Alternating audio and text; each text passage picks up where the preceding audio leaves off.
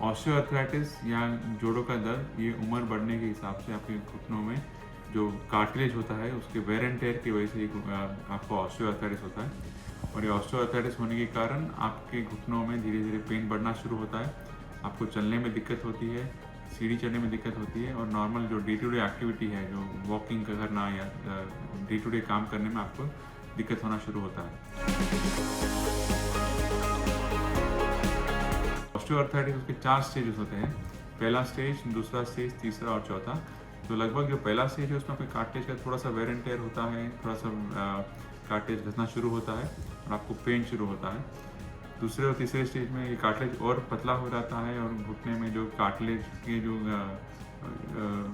Coating होती है वो और पतली हो जाती है। उसके कारण जो दोनों हड्डियां हैं वो एक दूसरे के नज़दीक आती है और आपको पेन होना शुरू होता है।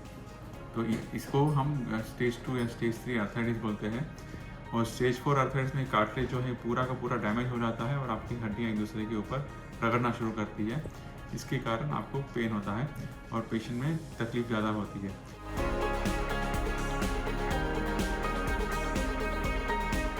ऑस्टियोआर्थराइटिस के बहुत सारे कारण हैं। सबसे कॉमन कारण है कि पेशेंट का वज़न अगर ज़्यादा होगा तो घुटने पे लोड ज़्यादा आता है और घुटनों में आपको जोड़ों का दर्द शुरू होता है। तो ज़्यादा वेट होना या कुछ लोगों में हेरिडिटी होता है, स्पेशली लेडीज़ में ये पेन ज़्यादा होता है बिकॉज उनका घर का जो काम है वो ज़्यादा काम करते हैं, उठना बैठना ज़्यादा होता है। चौकड़ी मारने से ही घुटनों में तकलीफ ज़्यादा जल्दी होती है। तो जो लाइफस्टाइल चेंजेस है उसमें बहुत इंपॉर्टेंट है। अगर आपको घुटनों का दर्द है तो आपने चौकड़ी मार के नीचे नहीं बैठना चाहिए बिकॉज चौकड़ी मारने से आपके घुटनों के अंदर का जो कार्टिलेज है वो जल्दी डैमेज हो जाता है। बिकॉज जब आप चौकड़ी मारते हो तो आपके शरीर का 8 गुना वजन एक घुटने पे आता है। तो लगभग आपका अगर वजन 60 किलो है तो 480 किलो एक घुटने पे आएगा, तो जो कार्टिलेज है वो जल्दी डैमेज हो जाता है।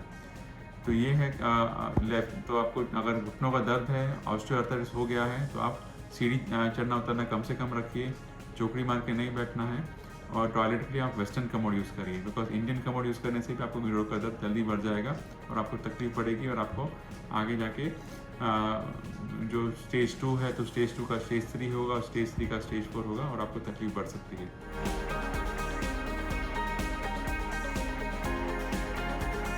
चेकअप करके डॉक्टर आपका एक्सरे कराएंगे। एक्सरे में समझ में आता है कि आपको कौन सा स्टेज का आर्थराइटिस है और हर स्टेज का अलग ट्रीटमेंट है। जैसे स्टेज 1 और स्टेज 2 में हम मेडिसिन आती है जिसको हम कॉन्ड्रो प्रोटेक्टिव एजेंट या कार्टिलेज की हीलिंग के लिए कुछ मेडिसिन शुरू करते हैं। कुछ ऑयल के इंजेक्शन आते हैं या PRP का इंजेक्शन आता है जिसमें आपका प्लाज्मा का इंजेक्शन देते हैं नी में, जिससे आपका आर्थराइटिस को हम रोक सकते हैं। और अगर स्टेज 2 या स्टेज 3 आर्थराइटिस है, अगर आपका कार्टिलेज डैमेज हुआ है या आपका मेनिस्कस टेयर है या लिगामेंट टेयर है, तो छोटे दूरबीन के या लेज़र के ऑपरेशन से उसको हम रिपेयर कर सकते हैं। आपको मेनिस्कस को रिपेयर कर सकते हैं, कार्टिलेज को हम कार्टिलेज सर्जरी करके, ताकि आपका घुटने का तकलीफ आगे नहीं बढ़े, उसको हम आगे बढ़ने से रोक सकते हैं। अगर आपको स्टेज 3 आर्थराइटिस है और आपका घुटना बेंड होना शुरू हो गया है, तो आपका एक अलाइनमेंट एक्सरे करके डॉक्टर आपको बता सकते हैं कि आपका अलाइनमेंट बिगड़ गया है, तो उसको आप रीअलाइनमेंट सर्जरी या हाई टीवल ऑस्टियोटॉमी करके भी आप घुटने को सीधा कर सकते हैं और आपका आर्थराइटिस आगे बढ़ने से रुक जाएगा। अगर आपका आर्थराइटिस स्टेज 4 में आ गया है तो नाराज़ मत होइए, उसमें भी हमारे पास अच्छे ऑप्शन है ट्रीटमेंट के। स्टेज 4 आर्थराइटिस के लिए हम उसमें जॉइंट रिप्लेसमेंट सर्जरी करते हैं। अब इसमें भी 2 प्रकार की सर्जरी है, एक है नॉर्मल सर्जरी और एक है रोबोटिक सर्जरी। और जॉइंट रिप्लेसमेंट सर्जरी में भी अगर आपका एक ही कंपार्टमेंट खराब है, अगर समझो आपको इनर कंपार्टमेंट डैमेज है, तो उसमें हम पार्शियल नी रिप्लेसमेंट सर्जरी करके एक सर्जरी आती है, इसमें जितना डैमेज पोर्शन है सिर्फ 30% जॉइंट का हम उसको रीसर्फेस करते हैं, बाकी का 70% जॉइंट आपका नॉर्मल रहेगा। तो इसमें आपके घुटने में छोटा सा कैप लग जाता है, वो कैप लगने के बाद आपका जो दर्द है वो पूरा चला जाएगा। जो हम कार्टिलेज को डैमेज है उसको हम रीसर्फेस कर देते हैं।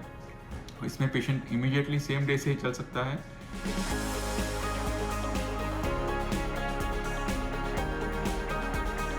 टोटली रिप्लेसमेंट सर्जरी ये एक बहुत ही उम्दा सर्जरी है जिसमें आपका अगर पेन बहुत ज़्यादा है तो आपका जो जॉइंट अगर पूरा डैमेज हो चुका है उस पर हम नया कैप लगाते हैं। तो फीमर की जो ऊपर थाई बोन है उसमें एक नई कैप लगती है, जो टीबिया है जो नीचे लेग की बोन है उसमें एक नई कैप लगती है और बीच में एक नया इंसर्ट आता है।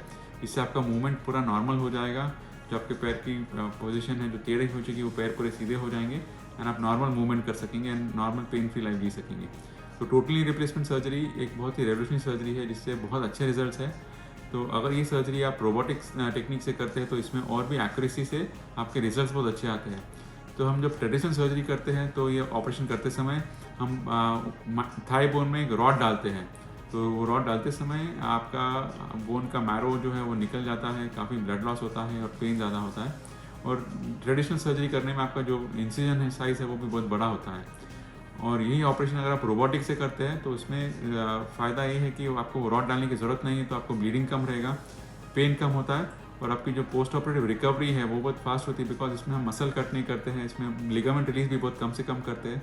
तो पेशेंट को सर्जरी के बाद जो होने वाला दर्द है वो भी एकदम कम रहता है और पेशेंट की रिकवरी बहुत फास्ट हो जाती है। एक और एडवांटेज रोबोटिक का ये है कि आपका जो इम्प्लांट का पोजीशन है वो हम आपके सीटी स्कैन से मैच करके वो हम इम्प्लांट पोजीशन रखते हैं, ताकि आपका जो ऑपरेशन के बाद जो घुटना रहेगा वो आपके नेचुरल नी की तरह आपको बिहेव करेगा, आपको लगेगा नहीं कि आपका ऑपरेशन हुआ है। और आपकी जो मूवमेंट्स है, जो आपका डे टू डे एक्टिविटीज़ है, वो सब नॉर्मल की तरह कर पाएंगे, आपको कोई पेन नहीं होगा एंड नॉर्मल रिकवरी हो जाएगी।